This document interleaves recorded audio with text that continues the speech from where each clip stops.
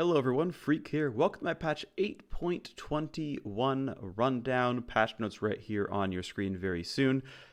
Sorry for missing the last patch. It was fairly small, and also I was super busy with Worlds. Now that we're in the break between quarters and semis, I've got a lot more free time. This is late because I go to sleep around the time the patch notes come out, and I wake up around the time, well, a few hours ago. More than a few hours ago, but I didn't start on this right away when I got up. Either way, by the time you watch this and you're in Europe, your patch is already live. By the time you watch this in North America, by the time you're awake, the patch is already live. Either way, I'm going to do my best guess at kind of running down what's going on in this patch, and hopefully it's cool. One thing to point out is 8.21 is what's going live right now. 8.23 is the preseason patch. There is I guess part 3 of the dev diary around that is out right now in the League of Legends forums. If I remember, there will be a link in the description below. If not, you can find it. Either way, let's talk about 8.21. It's another fairly small patch. Just aimed at a couple of small things because a patch in the game is useful. So first up, a nerf to Alistar, down 40 health throughout all of time. This is obviously a fairly small patch. One thing that I'm a little bit sad about, from what I saw from data scrapes and things like Surrender at 20. So Alistar has actually decimal health. It's like 573.16 or whatever. And that decimal did not get rounded when the designer nerfed the base health, which I'm kind of sad about, but it's not the end of the world. Still would have liked to see it, but oh well. Either way, here's the numbers on Alistar before and after the patch. Not insane, right? It goes down about 7% in the early game, down about 1% in the late game. Keep in mind, this does not count runes or items at all, considering Alistar is almost definitely going for the Resolve tree, and he is certainly going to get a Relic Shield to start. The percentage value of the health nerf is lower than what it shows here. Either way, okay, cool. He's definitely an overall strong champion, definitely a high win rate champion, so good to see nerfs. Could see more, to be honest, but that's okay. Alistar's allowed to be strong. Next up is Ashe. Ashe is actually not in that bad of a spot in her overall power. She is not hard to play by any means. So it's not like her growth goes very high, but she's completely passable as a bot laner. I don't think personally that she super needs buffs because she's just a roughly average balanced champion, but that's fine. Either way, Frost Shot is getting 50% better. Which, stay tuned, might not mean what you think. And Hawkshot has some nice quality of life stuff where it pings enemies if you didn't already see them, just helps your team kind of know where people are. But let's talk about the non-critting slow going up, because the crit slow is the same, but the non-critting slow goes from 10 to 20 to 15 to 30, which you might say, that's 50% stronger. Well, I chose to do weird things with math because that's how I am. And so what I did is I took the old slow value, and I took the new slow value. And I said, well, what does that really mean for the target? Because going from, let's say, a 1% slow to a 2% slow is still useless, even though it technically got twice as powerful. It's still useless. So what I chose to look at here was instead, how much move speed does my target have before and after? So in level 1s through 3, levels 1 through 3, the target is about 5.5% slower than before. If you compare what 90% to 85% is, it's that much slower. And then by the end of the game, right, it's 12.5%. Going from 80 to 70 is 12.5% slower than they were before. That's how I think you should actually view the slow. It is a 6 to 12% more powerful slow. They are 6 to 12% less move speed than they had before. Now, that does not count things like diminishing returns, because that math gets really, really granular really quickly, and that's not really the point of this video, to get into that level of granularity. Either way, it'll mean something. Ashe will probably gain some level of win rate, but I wouldn't guess all that much. Next up is Aurelion Soul, and this is going to end up being, I think, purely a nerf, and not as helpful as the designers thought. So Aurelion Soul is just straight up losing 52 HP and gaining 0.5 health per 5. That is health per 5 seconds, right? That's what that stat always is. And the hope is that, well, they want to nerf the champion because Aurelion Soul is very, very, very strong win rate-wise, one of the absolute strongest mid laners in the game, as long as you know the champion. But Aurelion Soul has a very long growth curve in terms of getting better at the champion as you play it. And so they're hoping they can bring down Aurelion Sol, but bring up the bottom end. I don't think that's going to happen. I think only the first part is really going to happen here. So let's talk about how much Aurelion Sol lost in terms of health. And on my end, this is going to be a fairly blurry graphic because I've zoomed in something that's probably 800 pixels wide to something that's 1800 pixels wide. Hopefully it looks a little bit nicer on your screens. If it doesn't, hopefully you can still read the numbers. If not, don't maximize the video, I guess. I'm trying new things out with the zoom, basically. Either way, health bar definitely goes down a lot, right? Goes down to the tune of 9 to eventually 2%. And, eventually not super egregious, but certainly a very significant health drop. And if you start with, say, a Doran's Ring, you soften it. But if you start with Corrupting Potion, it's the same health. But what I choose to do for health regen, and I think is actually a better overall stat, and a number that people should be using more often, is health per minute. Because you start getting numbers that are actually appreciable. Comparing 1.2 to 1.4 doesn't feel very different. But comparing, say, 70 to 90 maybe does. Those are not quite analogous, but you get kind of my point, right? Comparing 60 to 70, you're like, oh, okay, yeah, 10 less health instead of 0.2 less health, which is a bit more odd. Either way, what I'm getting at here is though the health per minute is up a solid 8 to 3% in the mid to late game, it takes almost 9 minutes to regen that max health back. So when they come in and say, hey, a little bit of regen to mitigate the health loss if he's stuck farming, I don't think anyone's stuck farming for 8 minutes. Not usually. Now, certainly the logic they do give is, hey, good Aurelion Sol players shove and recall a lot. They go like really aggressive on the activate W, shove the wave, recall at level 2, get back to lane, use your eat, and they do it pretty hard. And so to a certain extent, it is true that having a higher base regen is going to help the players who do not realize they should recall every third wave. I do get that. That is a fact that is somewhat true, to be fair. But the oddity of it is that you're going to get so much more regen from things like Corrupting Potion and things like Catalyst into Rod of Ages and whatnot that this is a little bit misleading because, I don't know. I mean, yes, it's still going to be more regen, but considering how long it takes to ever make up the health loss and everything else, I just don't really see it helping very much. So what it comes down to is I'm spending way too much time on 0.1 health per second regen, and ultimately all I'm saying is I don't think this is going to do almost anything.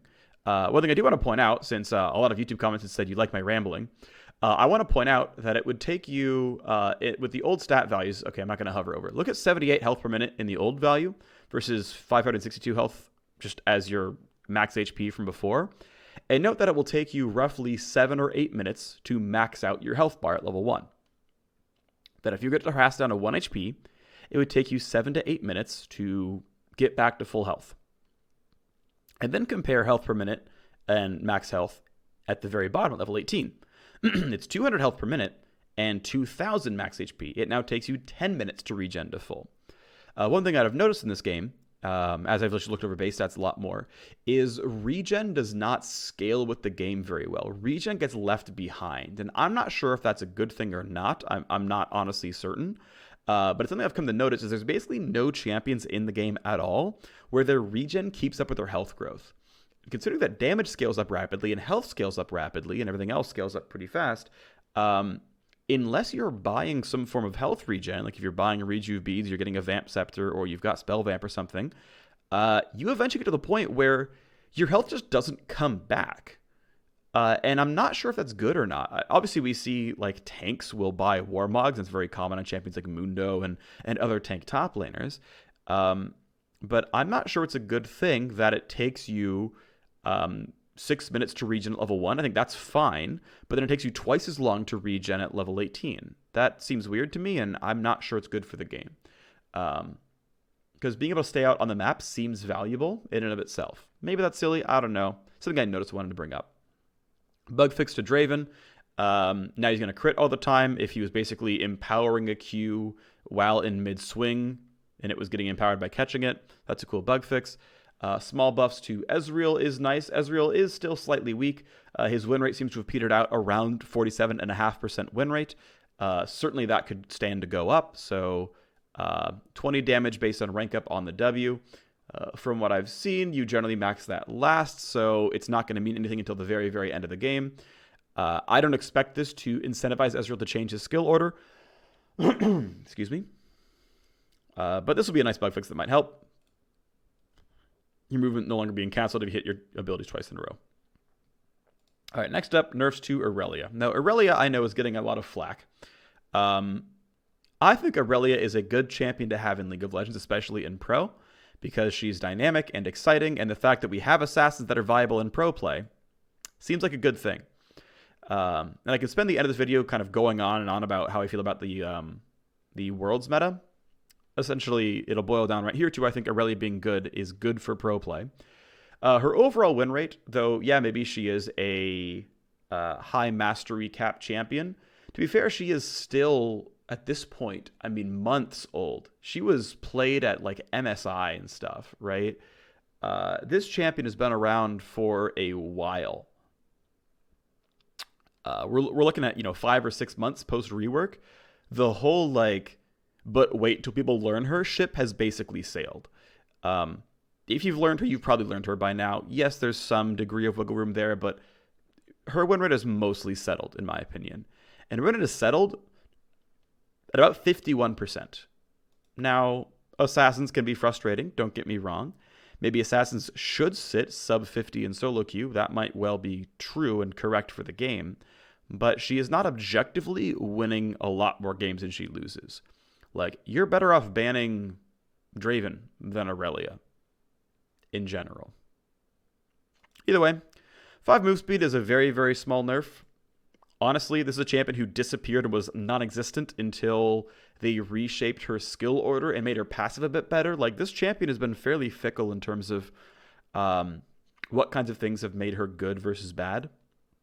She's suddenly back to being a better top laner than mid laner, yet is really almost only played mid in Pro, so go figure. Ultimately, her win rate is inflated because she gets played in 2 roles. Or sorry, her play rate is inflated because she's played in 2 roles. I don't know. Like, in my opinion, Aurelia is more or less fine, and Reddit's throwing a hissy fit. That is my opinion. You don't have to agree with me, but that's how I feel about it. Either way, yes, a little bit strong. Okay to nerf her. Small nerf. Whatever. Next up, a pretty big set of changes to Ivern. So 5 move speed. He's getting the move speed that Aurelia lost. That's kind of nice. Brushmaker damage when you walk into a brush is going up by 10 to 0 based on rank, and you max this last. And the Trigger Sheet Shield is going up by 5. I didn't bother doing the math here because who freaking cares? But here's the Brushmaker damage, and I chose to include Ivern's base attack damage in this calculation as well because you literally can't not use it. And so gaining 10 extra damage at level 1, assuming you rank this at level 1, which I don't know why you would, but I'm just including it for the sake of including it. Pretty sizable damage increase. And again, because you don't max it until you start, don't put a second point to level 14, you're getting a decent 10% DPS bump for a large portion of the game. Now that said, it's still only 100 or so damage on hit overall, which is just not that impressive. If you want to compare it to, say, like Teemo E, it's just not even close. Not that you need to compare it to Teemo E. Ivern actually has pretty good attack speed growth and pretty good base attack speed. His base AD even reaches a full 100 at level 18, plus 60 for the W. Like, these numbers aren't actually terrible. This certainly further incentivizes you to please only put 1 point in it and then stop, which is like the correct way to go about this. I mean, these are all going to be kind of nice. Like, they're all light buffs. And the thing is, Ivern is not in that bad of a spot. He is an above 50% win rate jungler, and these are non-trivial buffs to his power level. These all matter quite a bit. So I expect Ivern to be a capital S strong jungler in the coming patch. He is still a difficult to play champion. I think you still have to learn his build and his playstyle. He is super unique. Kind of like Shaco, learning Ivern does not teach you other junglers. I think a very similar thing goes for Shaco in terms of just that skill set. But if you learn him, he is very, very strong. Next up, small nerfs to Caixa and mostly just AP Caixa. So one thing is not nerfs to AP Caixa. The shield duration goes down from 3 to 2. That's a good thing. I think anything that makes Caixa more of an assassin and less of a generic marksman is a good thing. I think Caixa is best served if she is in a niche where you're actually playing an assassin bot laner. That the reason you pick her is because Alessandra mid flash Ard the like Vayne in the back line and you Ard forward to kill. That is where I think Caixa should live. And long duration shields do not really beget assassins. They beget just team fighting. That's probably the wrong term. They assist generic team fighting. Whatever. Either way, I'm happy with this nerf. I think it's good directionally. The other one is the percent missing health damage has been nerfed from 3 3/4 to 2.5, so it's 2/3 as strong on the scaling. So AP Caixa is scales 2/3 as well in her like long-term growth for one part of her kit. Keep in mind, there's still a base damage that didn't get changed at all. There's still a base damage in the first 4 hits that didn't get changed at all. Her abilities have AP ratios that didn't change at all.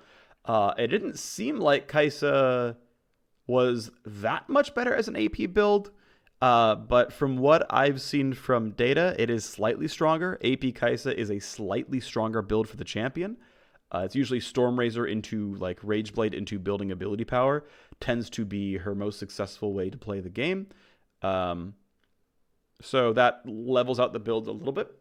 For what it's worth, we've been seeing, I would say, mostly AD Caixa in pro play, or you'd at least see like Rageblade into Banshees, but then attack damage from there. You'd build like Hurricane into IE and stuff like that. Either way, what you're going to see is a 1.25% missing health difference at 100 AP, which is going from like 19 to 18% missing health. Like the difference is very, very, very small. Ultimately, Kai'Sa's not really going to go anywhere. The shield nerf is arguably bigger. She is slightly on the strong side. She is above 50%, but below 51. It's not going to mean that much, in my opinion. Next up, pretty big changes to Karma, and I like this because Karma definitely feels like she's on the weak side.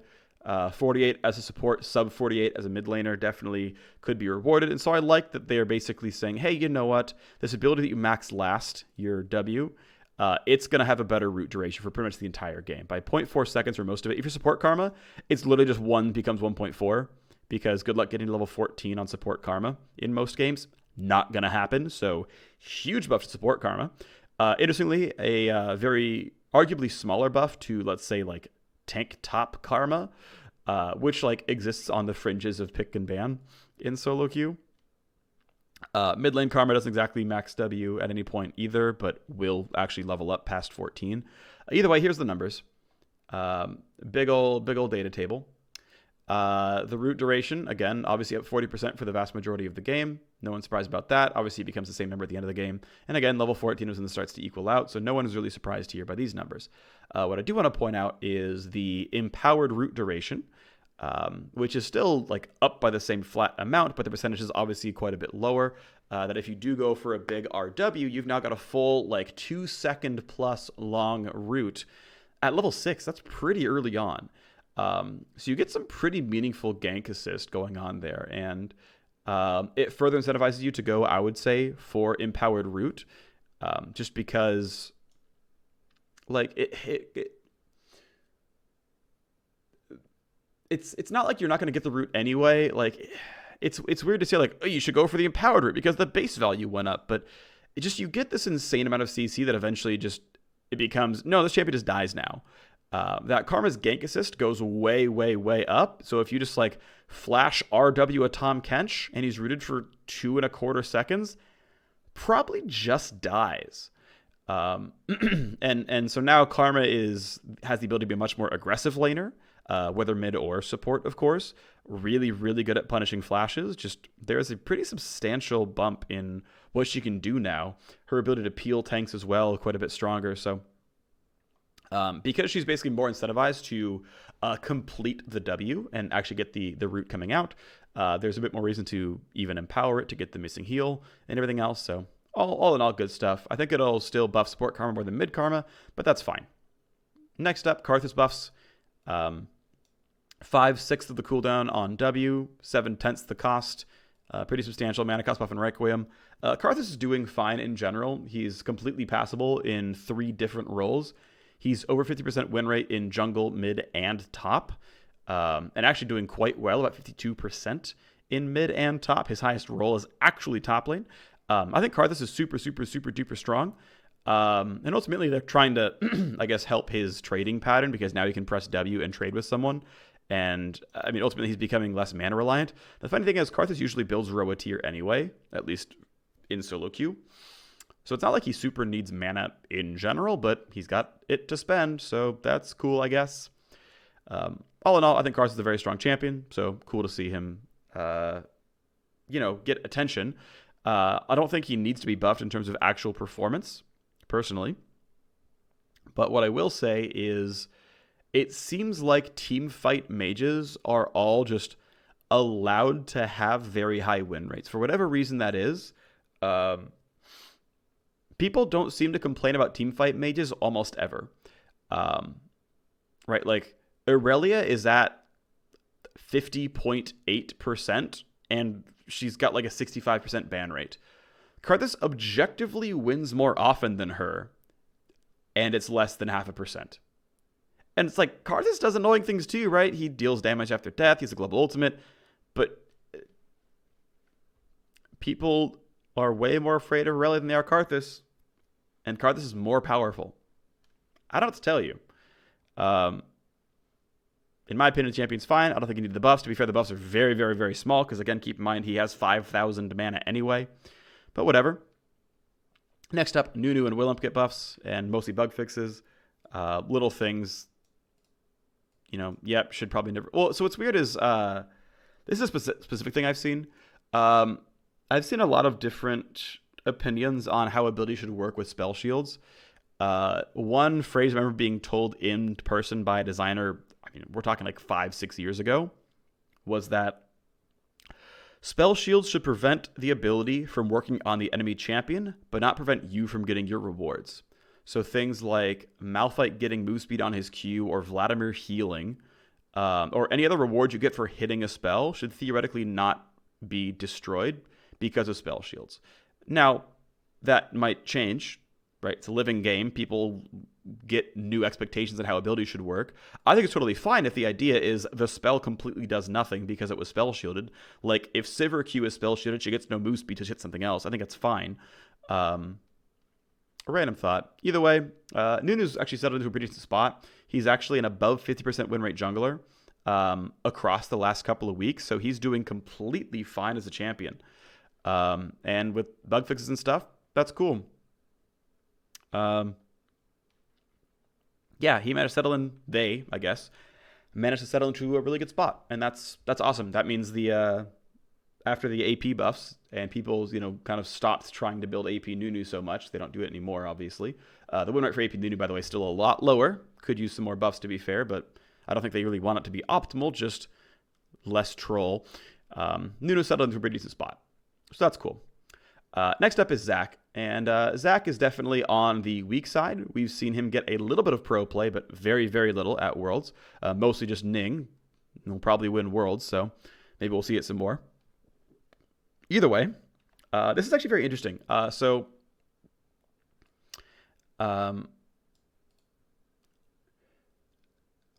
The reason this buff really came about is a fairly substantial portion of players actually max Q second. That they don't realize putting points into W is optimal, so they put points into Q instead. Because everyone pretty much maxes E. People realize that. Less than 1% realize that you don't, that you don't realize you max E first. But a pretty substantial portion of players max Q second, and it is an objectively weaker build. In fact, if you do the right skill order, Zack's win rate is completely fine. It's people who max Q second, they're actually tanking the win rate. And that's a really interesting insight the designer found out and said, you know what? All I want to do is make the suboptimal builds better because Zack is actually fine. And was a really interesting epiphany that so many people were doing improper builds. So what I'm also curious about then is, can we look at more champions that have like bad win rates and essentially buff bad skill orders and say, you know what? If you buff Turtle Stance second, you're just going to lose out on the game. So let's change the level incentives to maybe make Turtle Stance a better max second on Udyr. Or Vayne E or whatever, right? Pick your ability. But it gets really interesting that you can kind of dive into some data and figure out some of the reasons why champions are doing poorly and not buff their best case, but buff their worst cases. I think it's interesting. Either way, this is a nominal buff to Zack. I want to point out that the Q is a spell, and the auto attack is also a spell, essentially. So his base AD doesn't count. It does 30 or 40 to whatever, plus 2% max health per strike. So the damage actually scales just with leveling up and buying items. Ultimately, here is the damage per strike. Again, it goes up by 30 by the end of the game. But kind of interesting that... I guess one thing I did that was kind of silly here is I chose the data table for maxing it last, not considering that this whole buff was aimed at maxing it second. You're still going to max it last for most players, but what's interesting is if you are just playing normal good old Zack, where you're maxing W, you're still going to get a damage buff here. Your damage is up by 10 on each strike, which is non-trivial. But worth pointing out that if you're maxing it really quickly, you're going to get 30 out of this, and that's a pretty substantial buff in damage. Ultimately, you're seeing like a 20 to 25% damage buff out of this, which is pretty reasonable. That means his ability does 200 plus 4% max HP damage to a target that you Q and then slap something into. So definitely does matter. Definitely going to mean something. Zack will be another strong jungler as a result. I think he'll end up being pretty okay. So yeah, Zack seems fine. And he'll remain fine. Next up is Zoe. Everyone loves to hate Zoe, of course, but no one's really playing her very much anymore. Her ban rate is below average. Her pick rate's far below average. That she has fallen off the radar because no one really plays her. Now, to be fair, she's not even that weak. She's close to a 49% win rate champion, so she doesn't need very much to become viable, but everyone's kind of hopped off the hype train. Of note, maxing W second is now an objectively weaker build, at least win rate data-wise, and about 1/6 of all Zoes max W second still, and lose about 1% win rate as a result. What it's going to mean with these things coming in is, well, Sleepy Trouble Bubble's rank up incentive has gotten better, so less people will max W second. And of course, Q's damage goes up, which is going to be just a win rate buff, obviously. So at the end of the day, people skilling correctly are going to be easily above 50% win rate on this champion. One thing I want to point out is that this buff in damage looks slightly higher than it really is. And there's two reasons for that. So number one is Paddlestar, as we look at her damage table right here, has a champion level damage scaling. So the damage, even if you don't rank it up, goes up by a couple of damage points every time she levels up. And so instead of being 150 to 170, it's actually 200 to 220. There's a bigger essentially base damage to the ability that just kind of keeps ticking in over time, which means this is really more of a about up to 10% damage bump and not like a 15% damage bump or so that you might be looking at here. Really minor thing, wanted to point it out. Also keep in mind that every time Zoe casts an ability, she gets her passive to zap with more sparkles. So there's a lot more damage represented by the Q than what you're seeing here. Good Zoes are going to be able to use her passive a lot. Of course, there's an AP ratio because there's level scaling already talked about. So this buff is not as big as it looks like on paper. All that said, Zoe with the correct skill order is still going to be stronger than the average mid laner. She's going to be a strong champion. So just sort of keep that in mind because, yeah, she'll be strong.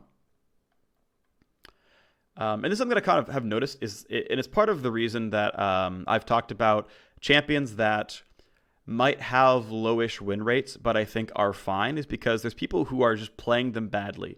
Like if you're the main of X champion, like if you're a Zoe main, you shouldn't be caring what her generic win rate is when it counts things like Spell Thief being maxed second and some people like maxing E first and random crap. Like this is not...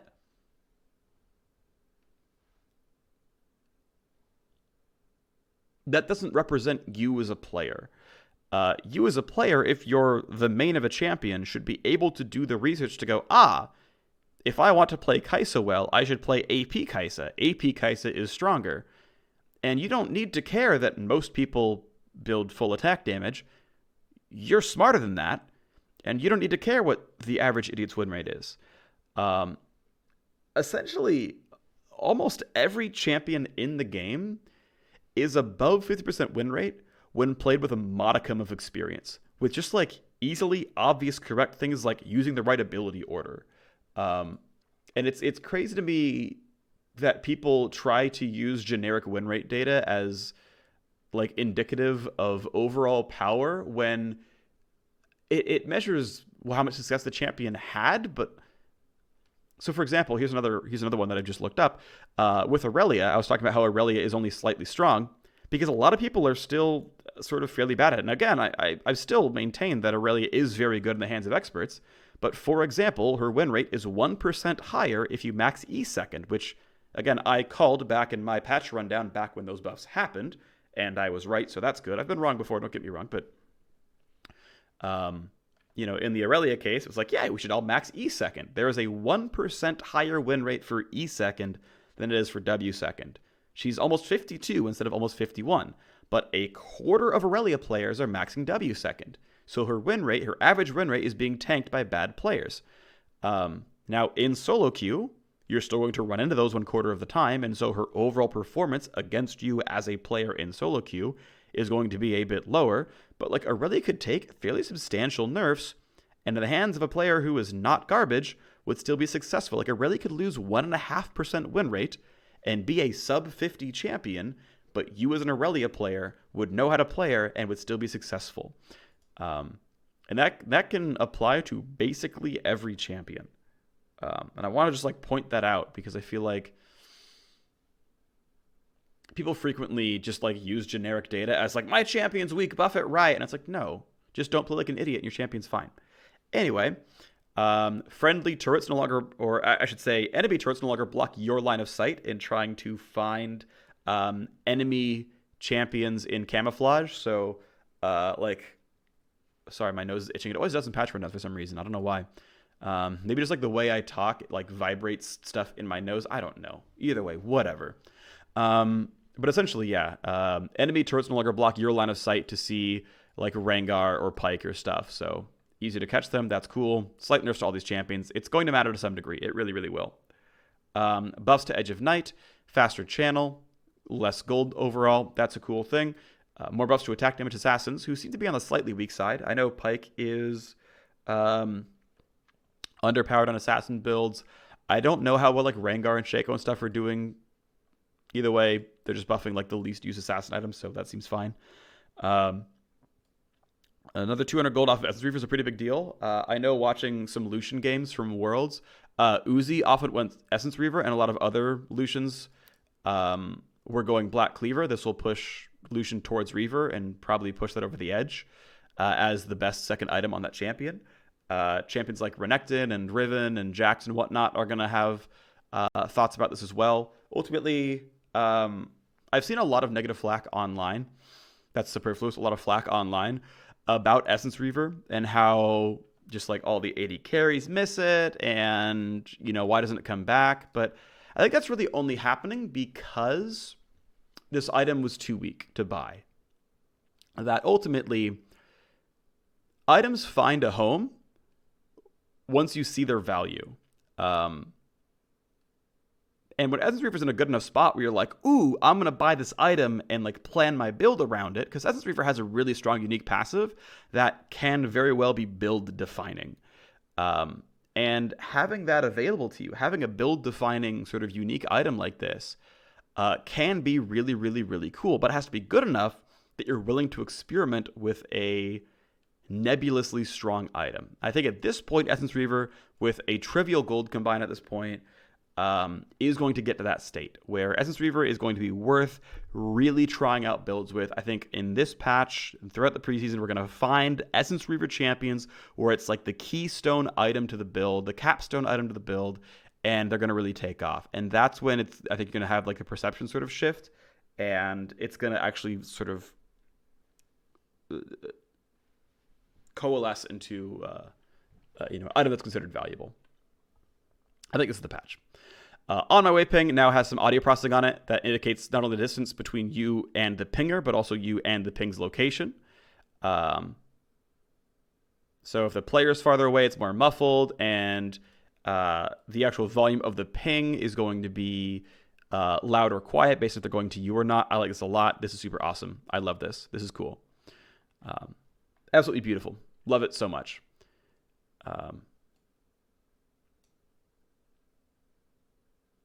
Yeah, so fonts got scaled in the previous patch. I noticed from playing some games, they got scaled back a little bit differently. Cool. Bunch of bug fixes. I usually don't read through these because they don't really mean that much. Yay, harrowing skins. Janna, Kled, Echo. Cool stuff. KDA skins also coming out. Prestige Edition. Chromos for all the stuff. Beautiful, beautiful, beautiful. That's the patch. It's a cool thing. Ultimately, TLDR for the patch is a lot of really small changes that aren't going to mean all that much for the game, other than I think Ivern and Zack and Karthus will be extremely strong. And anyone who got nerfed is really, nerfs were very, very small and don't mean much. So I don't know. It's not very much to give you on a TLDR because I don't think this patch is very big. I mostly just ranted about random stuff this time. So that's the rundown. Hope you enjoyed it. See you next time.